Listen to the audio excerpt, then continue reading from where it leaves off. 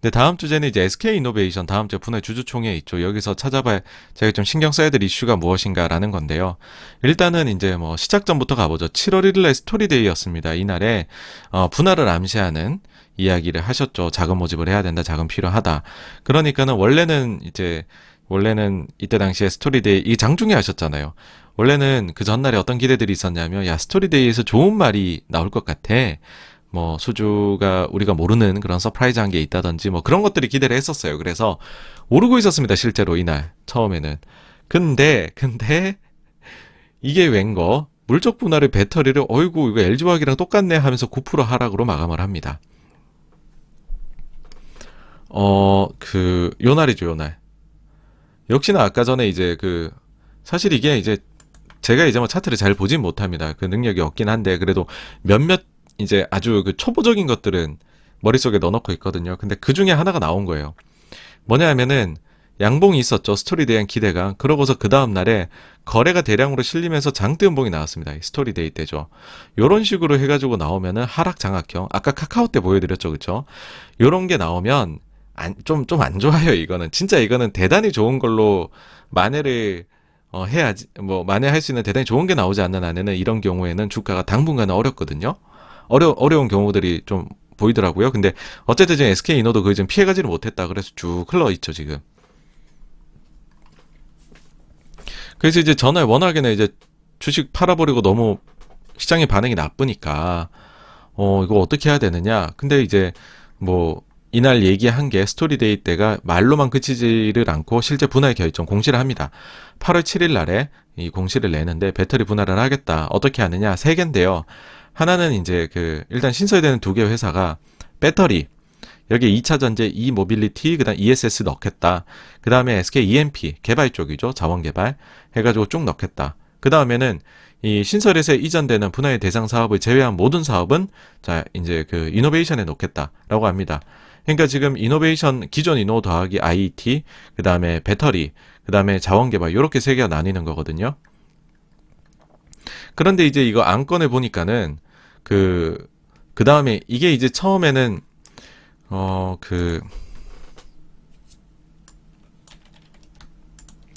주주총회는 이제 두 가지로 나옵니다.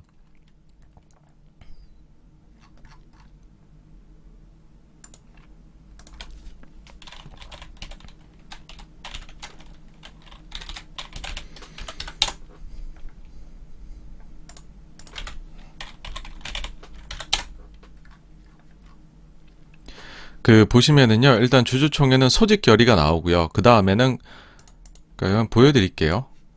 처음에는 이제 소집 결의 해가지고서, 크게 봤었을 때 의안이 어떤 거느냐, 그 다음에 뭐 일정 요 정도만 나옵니다. 그렇게 해놓고서, 그 다음에는, 더 구체적인 내용을 담은 거를 조금 있다가, 한 1, 2주 정도 지나가지고서 공시를 하죠. 그게 이제 저희가 주주총회 소집 공고라고 얘기를 해요. 여기에는 구체적인 게 나옵니다. 주주총회 목적 사업별 기재사항 해가지고 이렇게 나오게 되거든요. 근데 이제 여기에서 보게 되니까는 무슨 얘기를 SK이노베이션이 하느냐라고 했었을 때 배당 관련된 이 부분입니다. 배당 관련해가지고서 금전 외에 회사가 보유한 주식 및 기타의 재산으로 배당할 수 있는 근거가 마련된다. 라고 얘기를 한 거죠. 이게 이제 어떻게 받아들여질 수 있는 거냐라고 하면은 배터리를 물적 분할해서 이제 나중에 뭐 상장 이런 얘기를 하게 되면 자금 모집 이런 거 얘기를 하게 되면 그러면 기존 주주들은 배터리에 대해 가지고서 이게 이제 제가 직접 보유를 할 수 없는 거기다가 그런 문제가 발생하고 지분율도 좀 낮아지는 그런 문제들이 이제 LG화학 때 여러 차례 이제 거론됐었잖아요. 근데 이렇게 돼버리면은 소위 물적 분할한 배터리 사업, 배터리 회사를 배당을 직접 기존 주주들한테 해줄 수 있다는 거죠. 그러면은 분할했지만은 LG화학하고는 케이스가 다르다라고 이제 SK에서는 이야기를 할 수가 있는 거죠, 그렇죠?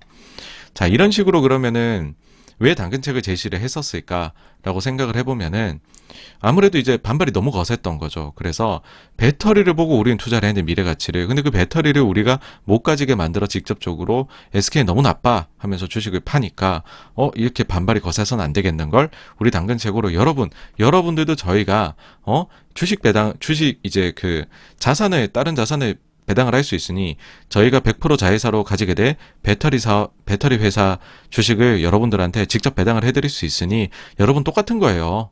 너무 상심하지 마십시오. 별거 아닙니다, 이거. 그리고 이제 회사 입장에서는 겁이 났겠죠. 분위기 너무 안 좋잖아요, 그렇죠? 안 좋으니까는 이제 주총을 지금 통과를 해야 되는데 분위기가 너무 안 좋으니까 이제 그 뭔가 당근책을 제시를, 그러니까 이거는 왜 그러냐면 이게 분할이죠, 여러분. 그러면은 SK텔레콤 때도 말씀드렸지만 3분의 2 이상의 찬성이 필요합니다. 근데 지금처럼 주가 빠진다는 건 사람들이 안 좋게 이 건을 여긴다는 건데, 그렇게 되면 3분의 2 이상 찬성이 못 나오겠죠. 지금 보시면은 SK가 30% 정도 지분 보유하고 있고 자사주가 한 10% 정도 있죠. 그러면은 이게 3분의 2 이상의 동의가 조금 어려울 수도 있거든요. 그래서 당근책을 제시를 한 것으로 보인다는 게 저의 개인적인 생각입니다.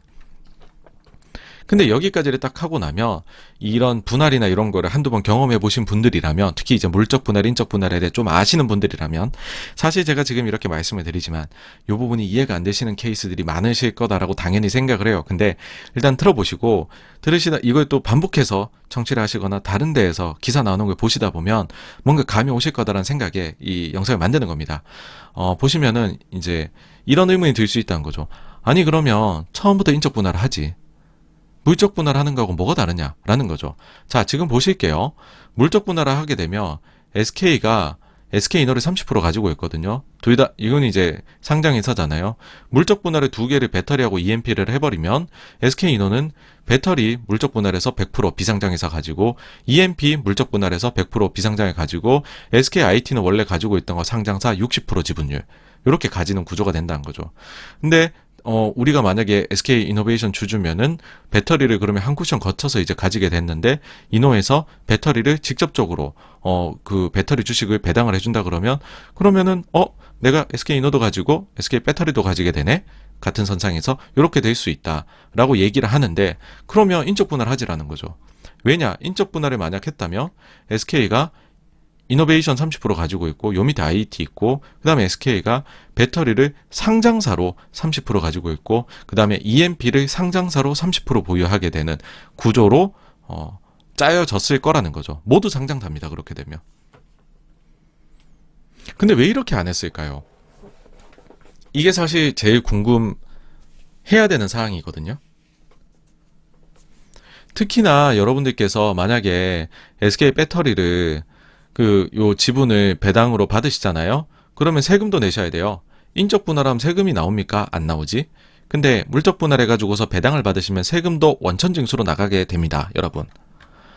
근데 굳이 왜 그러면 인적 분할 하시지 물적 분할을 하셨을까? 어차피 똑같이 두 개 다 3분의 2 이상 찬성이 필요한 주총 사안인데, 그리고 LG화학의 분할 때도 느끼셨겠지만은 물적 분할보다는 인적 분할을 주주들이 훨씬 더 원했잖아요.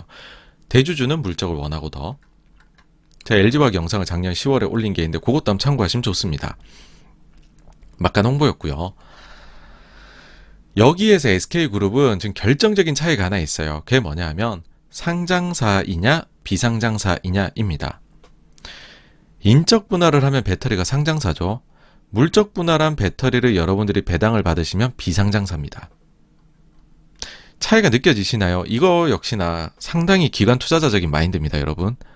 뭐냐 하면 이 차이가 어떤 게 있냐면, 우리나라 대부분의 공모펀드들, ETF들은요, 펀드 약관상 비상장 주식을 가질 수 없는 경우가 많습니다. 따라서 아마도 지금 SK 이노베이션에 가지고 있는 공모펀드와 ETF가 만약에 SK 배터리를 배당을 해준다라고 하면 못 받을 겁니다. 비상장 가질 수가 없거든요. 제가 예전에 밸류 다닐 때 이런 이슈가 발생했었습니다. 디귿, 히읗, 이응, 티읕이라는 회사인데, 그 회사가 이제 비상장 들어가시게 되면서 저희가 반대 매매 때 전량 매도를 했고, 그 회사는 비상장이 돼서 주식 가치가 어마어마하게 올라갔었죠. 근데 어쨌든 왜 우리가 그럴 수밖에 없었느냐라고 하면, 저희는 약관상 상장 주식밖에 매매를 못 하거든요. 보통의 공모펀드들이 그렇습니다. 근데 우리나라는 공모 ETF 시장이 크고, 사모 중에서는 이제 다양한 전략을 쓰는 펀드들이 크고, 굳이 비상장에 투자하는 펀드들은 그렇게 규모가 크지를 못하거든요. 그럼 사실 기관 투자자들은 대부분이 저 영역에 가 있다고 봐야 될 겁니다. 근데 비상장을 못 받아요. 배당을 해준다 그래도 저 배당을 못 받아갑니다.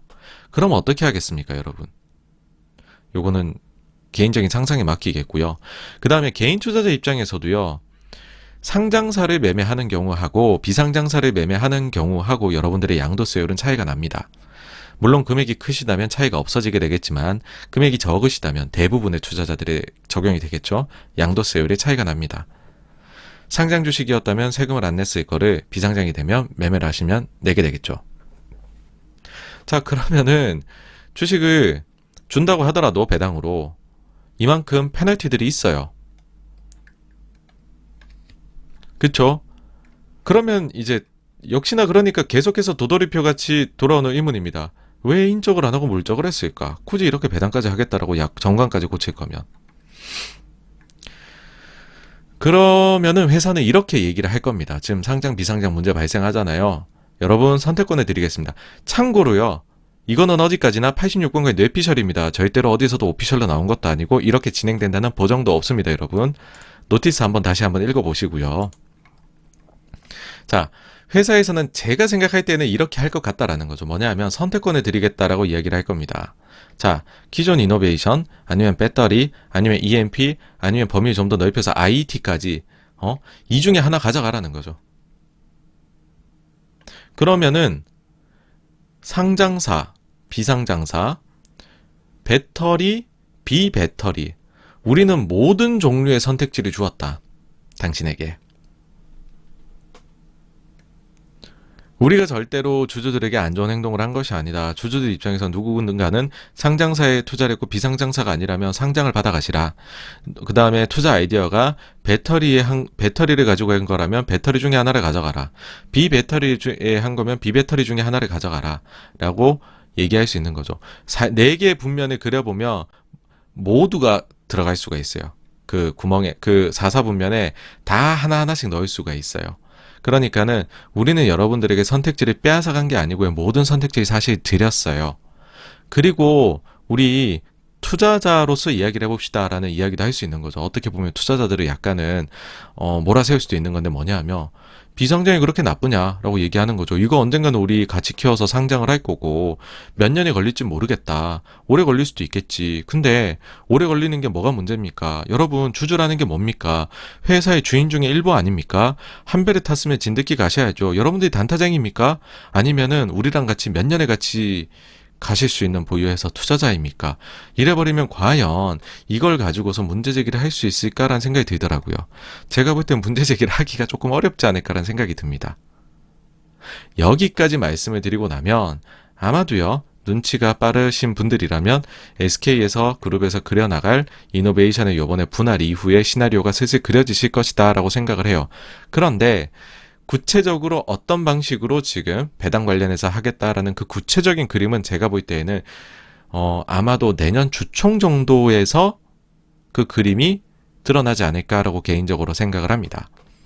왜냐하면은 이게 요번에 이제 분할하는 거 정관 바꾸는 거 해가지고 임시주총 열었는데 좀 안 지나서 몇 달 안 지나면은 정기주총 열리거든요. 그러면은 주총을 계속 여러 번 여는 것도 그렇고 아싸리 이거 어쨌든 엄밀히 말하면 배당이니까 그러면 배당 언제 하냐면은 정기주총 때 하잖아요. 그랬을 때 정기주총 때 요건들을 엮어가지고서 같이 어떤 거를 배당을 실제 해주겠다라는 거를 결론을 내리지 않을까라 생각하고 그럼 보통 이제 3월 중하순 정도에 그 정기주총을 하거든요. 그러면 6주 이전에 보통 이제 그 안건이 나옵니다. 거기에 이제 배당도 얘기를 거기에 적어 놔야 되거든요. 그러니까 2월 초 정도에 제 생각에는 이제 클리어한 그런 게 나오지 않을까라고 생각하고 그 전까지는 많은 사람들이 저처럼 이렇게 뇌피셜로 시나리오만 잔뜩 그리지 않을까라고 생각을 합니다. 네, 여기까지가 SK 이노베이션 분할에 관련된 이야기였고요. 다음으로 넘어가겠습니다.